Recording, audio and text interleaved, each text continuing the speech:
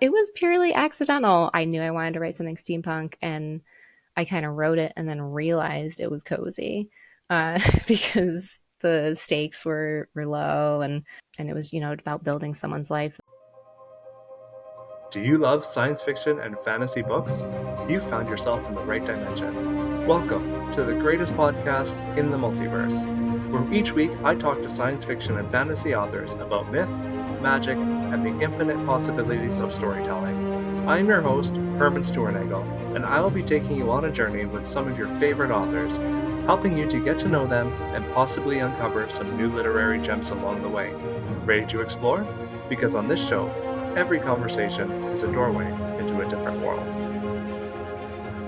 Well, hello, and welcome back to the greatest podcast in the multiverse. I am excited to be here this week. I hope you're excited to be here with me. I just wanted to give you a quick update. You may have noticed the last few weeks I haven't been recording these intros and doing an outro like I had been for the first half of the season. The reason behind that is I had just gotten so backed up working on Resurgence and trying to get that out the door that I just hadn't had time. These intros do take me a while to get it set up. This isn't a permanent studio, surprisingly, so I have to set it up each week that I record, and I just didn't have the extra time to put into doing that. In saying that, did you even notice that the intros were gone? Do you like these intros? I'd love to know your thoughts as I head into the second season. And on that note, there will be 2 more episodes of the greatest podcast in the multiverse for 2023. This week, I am interviewing Liz Delton, and next week, I will be interviewing MK Williams. That'll take us to the end of November, and I'm going to take a month hiatus for December. I need to recover from putting out 2 books in 2 months, as well as trying to produce a podcast. I kind of feel like I've been scrambling the last couple of weeks, and I do not like that. I want to make sure I have high quality interviews, and I want to make sure that I am marketing these episodes to do the authors justice. That being said, I'm not going anywhere permanently. I do plan on being back in the new year, and I hope to have some exciting new guests to share with you then. So as I said, the last couple of weeks I have been insanely busy. I launched my new book, Resurgence, as you can see there. This is the 3rd book in my Fractured Orbit series. If you haven't had a chance to check it out yet, definitely do so. You can find Resurgence, Eclipse, and Chimera all on Amazon in Kindle Unlimited. You can also get paperback and hardcover books on your favorite online retail store. Also check out my website, hermanstuernagel.com, where you can order signed hardcover and paperback copies. That's the only self-promo I'm going to be doing, but I just wanted to let you know that that is why I have been behind in my podcast episode. I was down to the wire getting my editing and proofreading done at the end, and I just needed every moment I could to put that book out. That being said, I was also in Vegas last week for the 20 Books to 50K conference there. I learned so much great information and met so many people that I had only ever met online, and others who I had met in previous years and haven't seen since. So it was great. I loved it, and it really gave me the energy to head into 2024. That's all I have for this week. In this episode, I am interviewing Liz Delton. Liz writes a wide variety of fantasy subgenres. We're talking primarily about her cozy steampunk series that is her most recent release. We also talk quite a bit about Kickstarter and how she used Kickstarter to promote a special edition of the series. I met Liz at 20 Books Vegas after we recorded the interview. It was great to catch up with her there, and we talked even more about Kickstarter, and I know that we will be talking about Kickstarter in the future, because in the new year I do hope to be running my own Kickstarter campaign, as I mentioned in this interview. As for what that is, I'm saving that information until I'm closer to completing my project, but I will definitely let you know when that is ready to be announced. I will read her bio, and we will get on with the interview. Liz Delton writes and lives in New England with her husband and sons. She studied theater management at the University of the Arts in Philly, always having enjoyed the backstage life of storytelling. World building is her favorite part of writing, and she is always dreaming up new fantastic places. She loves drinking tea and traveling. When she's not writing or reading, you can find her baking in the kitchen, out in the garden, or narrating books on her podcast, Fictional Bookshop. Visit her website at lizdelton.com. Let's get on with the interview. So welcome once again to the greatest podcast in the multiverse. I am really excited for my guest today, Liz Delton. Welcome here, Liz. Thank you. Thanks for having me. You are very welcome. I'm glad that we were able to get a time that worked for both of us and that we worked through some of our audio issues before we started. So we are here. Liz, why don't you get us started and tell us a little bit about yourself and your writing journey? Yeah, so I write fantasy, and I like to say I write from the cozy side to the epic side. And sometimes there's a dash of steampunk in there in the middle. So that's what I write. And I also have a podcast as well called Fictional Bookshop.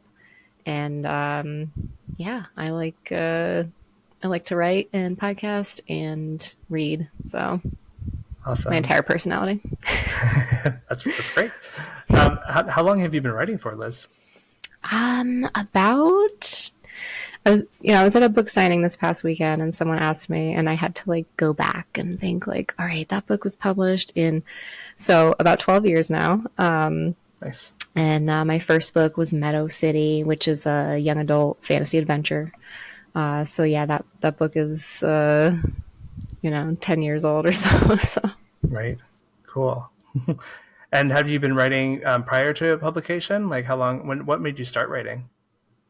I went to college for stage management, so theater, and Cool. really the only writing I had done, in that time was a little playwriting and some poetry because I went to an art school, so I took a lot of various classes. Right. And it wasn't until like I said, 12 years ago that I just decided I want to write a book because I've been a reader since I can remember. And just one day I was like, I want to write a book. And that's how it started. Very cool. And so, what was the motivation behind that first book and continuing? Because obviously, you wrote one. You wrote that book 12 years ago, and you didn't stop. So, what's the motivation for keeping going? Well, that first book, I planned it to be the first in a trilogy. And I feel like that definitely gave me a push, even if it was like a logistical one. Like, well, I'm going to have more books in this. Yeah. And I really enjoyed telling the story. And I think, with my theater background, I was never like an actor.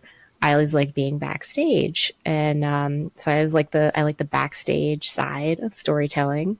And it just keeps going. Like the more books I write, the more I want to write more, really. Cool. Cool. And how many books do you have out now? So I have trouble counting because I have some nonfiction, like writers' journals thrown in the mix. So Okay. I want to say 17 or 18 at this point. Wow. Because yeah, I have a couple like nonfiction, and one of them was like a planner that I unpublished. So do I Okay. count that? Do I not? I don't know. Yeah. Yeah. It counts. It counts. So, what's kind of your ratio of fiction to nonfiction then? It's mostly fiction. Okay. I have currently still published just 3 writers' notebooks. For there's one for teens, one for like more experienced writers, and one for new writers. So, but my like love is for fiction. Cool. Cool. And what does your writing process look like? How do you come up with your stories? It's been different. I feel like for most of the series, my Soldark books began as like I wanted to write a Christmas book, and that was like the pure like motivation to do it. And then my most recent fantasy series, the Realm of Camellia series, I knew I wanted to write like a really like kind of more traditional fantasy with magic, and I wanted to have like elements of light and dark and like balance and like opposites kind of thing. And that was like just the seed of an idea that I started with, and they just kind of snowball from there. And so, do you write every day? Like, do you sit down and put words down every day, or what does that look like for you? I don't. I wish I could, but I think I've learned over the years that that's not for me. I go in phases, and whether I have a deadline or not, I'll set my own sometimes because that motivates me. But I Right. go in phases. Like some days I won't write for weeks at a time. I haven't written actively in a couple of months now Okay. because I was working on a Kickstarter campaign, and And then some days when I'm really in the groove, I can write like 5 or 10,000 words in a day. So Right. I just go Cool. through like ups and downs. Yeah. Kind of busting the myth that a writer has to write words every day, which is great because everybody's process is different. Right. And, maybe that works. I'm sure that works for some people. And then other people, are probably phase kind of people like me. Or like when you have the inspiration. So, Right. Yeah. And I mean, another myth that you've kind of busted is as indie authors, especially, you're independently published, sorry, correct? Yeah. As mostly. indie authors, we're told to kind of stick to one genre and one lane, and you've kind of varied in the different series that you have out. Can you tell us a little bit about your process in choosing what to write next and your motivation behind multiple subgenres? Yeah. I started with my Four Cities trilogy, which was like YA fantasy with a dash of dystopian. At the time, I just wrote what I wanted to write. And then I realized, okay, there's like categories people like to put things into, there's like tropes people like to put things into. So I think I had more of an idea when I came to my second fantasy series, the Realm of Camellia series, which, YA fantasy, it's a portal fantasy. And then the Soldark books, which started off as a Christmas steampunk. I think it's like adjacent enough to fantasy that I thought, why not? And Yeah. that has become like the cozy fantasy with a dash of steampunk. Because cozy fantasy is kind of it's gotten way more of a name for itself. Hmm. Um, and so I think I personally like reading a variety of kind of levels of fantasy. So I get done reading like a big, like dark fantasy, like epic book. And then I want to go read something really like vanilla, like low fantasy, like low stakes, just as like a Right. palate cleanser. So when I write, I kind of do the same thing. Like I'll write the epic book or chapters, and then I'll switch to the cozier ones. Right. Yeah, and I find as authors that we tend to read like that more than it seems like we're told that readers read. Because I'm the same way. I like to mix things up, between science fiction and epic fantasy, and I enjoy cozy fantasy here and there as well, just to get a little bit of a variety. And I feel like as when you enter the indie space, we're told that you've got to stick to one subgenre because readers don't follow you around from one to the next. But how have you found it writing in multiple subgenres like that? Do your readers follow you as you change your scope a little? Yeah, I've definitely had readers, jump from one of those series to the next and not had any like, what is this complaints. I think because like my voice or I love world building and putting all those details into there. So that's like a layer I have in all of my books. And I think my readers appreciate that. And that's probably one thing that's like, they can see throughout, whether it's, world ending stakes or not. Right. The consistent thread running through your Yeah. books is the world building. That's great. We'll talk a little bit more about your world building in a minute, but I want to talk about Seasons of Soldark because you just ran a pretty epic Kickstarter campaign for that series. Can you tell us a little bit about the series, what it's about, and the setup of it? Because it's a little different from how most series are set up. It is. So it is a series of 4 standalone novellas, and they're all set in the same city.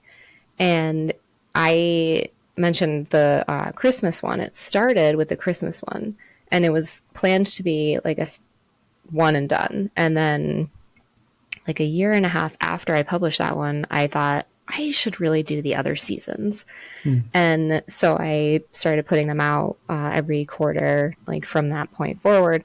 And then I had all 4 seasons, and I was like, I would really like to put these all together in an omnibus. Right. So the Seasons of Soldark, like I said, they're all standalones, and they each follow a different character in the city of Soldark. And they're all women who are trying to make a better life for themselves And so, for example, the most recent one that came out in the spring is about May, who's a seamstress, and she's just moved to Soldark to open up a seamstress shop. But she gets there and loses all of her money, and her trunks didn't come on the ship. So she's got nothing. A theater takes her in, and she starts to like build her life back up, and then she's conflicted between following her own dreams or kind of working with someone else's. So it's all about like making your life better, and a lot of like working class struggles. Right. Okay. And there is some overlap between some of the characters, which is like a fun little Easter egg. Cool. I was going to ask that. Yeah. There's like one side character that's either mentioned or like kind of has a role in each of them. And that's just kind of fun to sneak in there. Awesome. Yeah. No, and I'm sure readers appreciate that. I did read All Hallows Airship because it's fall. It was a lot of fun. I really enjoyed it. So I will have to check out the rest. But I'm not sure how the characters and those Easter eggs all interconnect just yet. But I'm sure I'll figure it out. So you mentioned that you've labeled it as a cozy steampunk fantasy. Can you tell us a little bit about what steampunk is and a little bit about what cozy fantasy is? Yeah, so I like to describe steampunk as like Victorian era, but with more like innovation and technology for the most part is steam. There is ranges that, that you can start off with, like, clockwork and inventors, and which is where I kind of lie.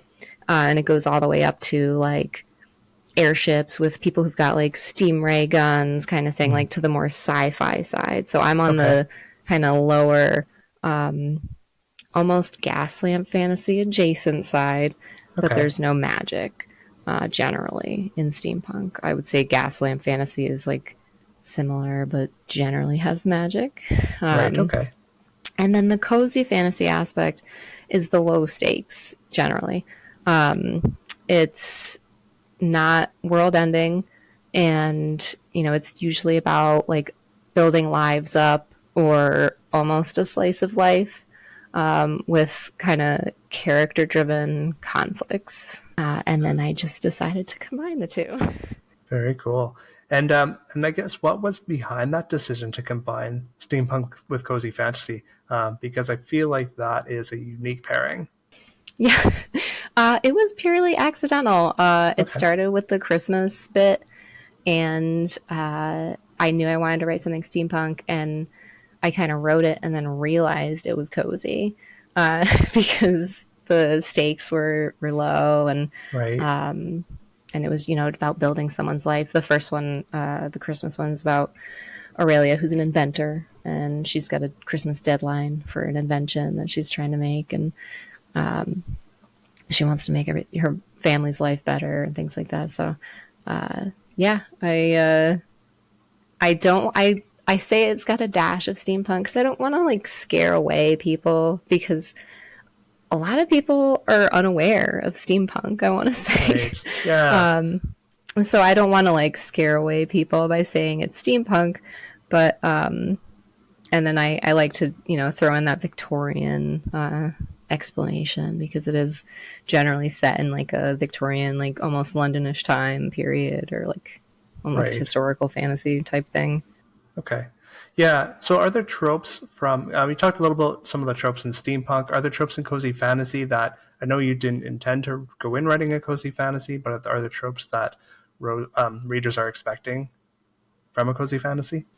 Yeah. So there is the slice of life type in all of those novellas. And then there's I want to say, like, I don't know if this is officially what it's called, but there's like the building something. Whether they're actually creating something or they're building a life type of thing. Yep. To reference Legends and Lattes, we've got Viv, who's creating her cafe, and she literally builds it up from the ground floor. And currently reading that right now, rereading it actually. And so, like in the Clockwork Ice Dragon, the Christmas one, she's building her invention. However, there's another invention from her ex-boyfriend that's wreaking havoc across the city. So there is a conflict that she does get involved in that kind of halts her from working on her invention. So there's a lot of the like building something, whether it's emotional or a physical product or skill in all of Right. them. Yeah, that makes sense. Yeah, Legends and Lattes, that's a fun one for sure. And kind of the quintessential cozy fantasy right now. Right, right. Yeah. Cool. So you wrote Soldark as a series of novellas. Did you come across any challenges in writing it in that format, or was it pretty straightforward because you had, the standalone stories in each one?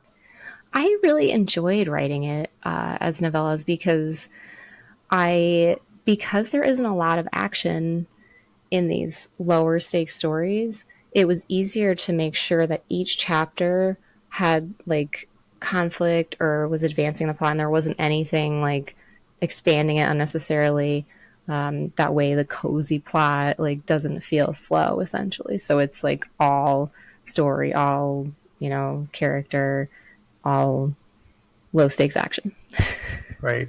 But Did yeah, you I have enjoyed the length. Cool. Okay. So you didn't have any difficulty sticking to that shorter length? Because I know for me, I have a harder time with shorter stories. They did get a bit longer as I went. The Okay. first one was like 18,000 words, and then uh, I'm pretty sure the final one was closer to like 28, Oh, but wow. Okay. it happened. Yeah. Well, I mean, you've developed this world, and obviously you want to spend more time in it. And I'm sure your readers want to spend more time in it too. Yeah. I got to write an epilogue for the Kickstarter campaign. It was one of our stretch goals. So I did get to write a little bit more, which was really nice for my backers. And there's a little epilogue that's going to be in the omnibus collection. So that's great. Let's pivot just a little bit and talk about your Kickstarter since you've mentioned it. Can you tell us a little bit more about the Kickstarter and why you decided to launch the collection as a Kickstarter? Yeah, I've been on Kickstarter as a backer since for like 10 years now, and I definitely never saw myself running one. I backed, the randomest things on there for the last 10 years. And then it just kind of started showing up in my periphery in the book world. And Yeah. then most notably with Brandon Sanderson's campaign last year, which I like hemmed and hawed over backing the hardcovers, and then in the end I Yeah. did because I'm like I don't want to miss out on these, and Definitely the that's FOMO with that one. right, and that's the Yeah. Kickstarter like hook, Right. because it's only available, or many of them have certain things that are either only available through a Kickstarter or you get it earlier than everyone else. So when I completed this series, I knew I was eventually going to make it into a collection. But I thought I'm going to give Kickstarter a try because otherwise I'll just be launching it into, the abyss and on Amazon. Right. And I just thought I would try something new. And I did do an exclusive item in the Kickstarter. It was a full color edition of the collection. So there was like a regular, like a paperback collection. There was Okay. like a black and white hardcover, and then there's one with a full color because there's illustrations on every page. Oh, wow. So that makes it worth the color. So Yeah. That's amazing. Did you have everything kind of prepared and set up ahead of time with the illustrations? Like, was everything complete before everything got started?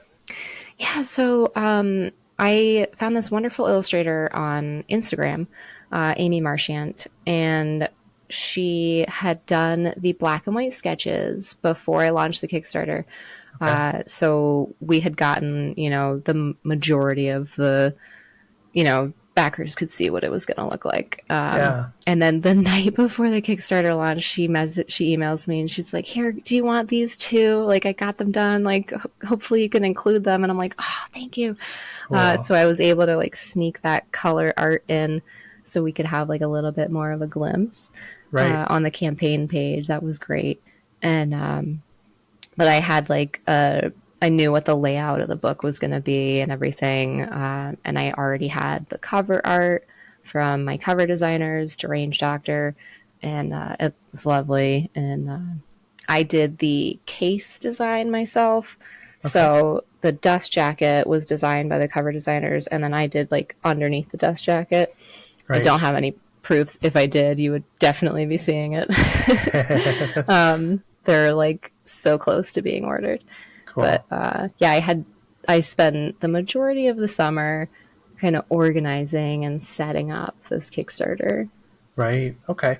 And when you do laminate like with the case like that, where do you get those printed? So I'm going through Ingram Spark because I'm familiar with them. I worked with them before. They're kind of like the industry standard. Right. I know there's other ones that are out there, but this one's like the most familiar to me, and I would be publishing the non-exclusive editions through them later anyway. Okay. So it'll be the same, quality that the retail version will be. Right. Okay. Very cool.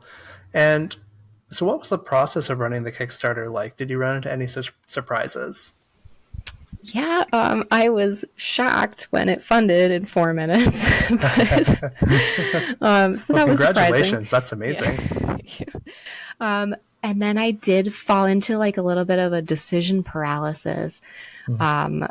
during the campaign because I had planned out the stretch goals, which for anyone listening, if you're not familiar, it's we reached our funding goal, which was 500, like the minimum to get all this going.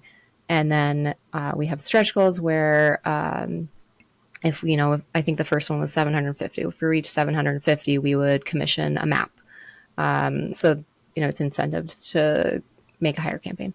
So I had planned all the stretch goals out, but then all of a sudden, in the thick of it, I just had like hit this like decision paralysis, and I'm like, but should we do it this way? Should we do it that way? Mm. And I clearly shouldn't be allowed to make like these decisions like in the heat of the moment. So next time, Right. if I run another one, I will like have this like set in stone. But it's hard to judge because I Right. didn't know how quickly we were going to fund Yeah. and what we were going to like start leveling off at funding wise. Hmm. So I say that now about setting them in stone, but I think I'll just have to have like a flexible but like concrete plan. Yeah. It's pretty hard to plan for a 4 minute funding, I think. Yeah. But that's fantastic, and congratulations. Thank you. That is amazing. Thank you. I was doing a live video on Instagram when I like hit launch on Kickstarter, which I thought was fun. So I like Cool. people were backing it while I was like watching it live, which was Very just cool. crazy. Yeah. So how did you like other than the live? How did you get word out to readers and potential readers that you had this campaign going? Yeah, I mean, I let my entire like readership know as best as I could, social media, newsletter. I think my biggest help was other authors also running Kickstarters because there's kind of like a community that's also sharing knowledge and then kind of recommending we like kind of swapping recommending Okay. campaigns because if you've backed one Kickstarter, you're probably going to back another one.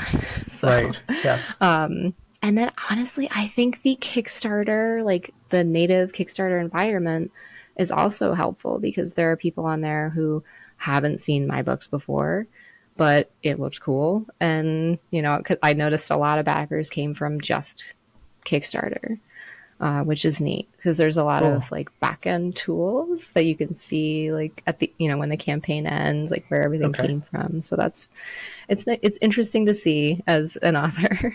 Yeah. Right.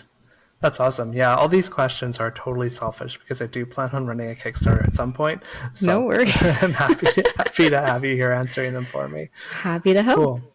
Cool. Awesome. And I'm sure I will pick your brain in the future as we get Yeah. closer to that because it will be a little while for me to get there.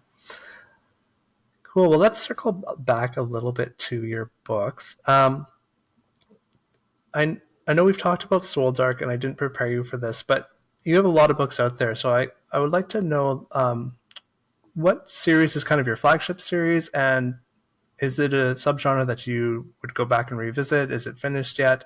Tell us just a little bit more about the rest of your collection. Yeah, so I would say the Realm of Camellia series is my flagship right now. Um, it's the YA portal fantasy with the light and dark themes.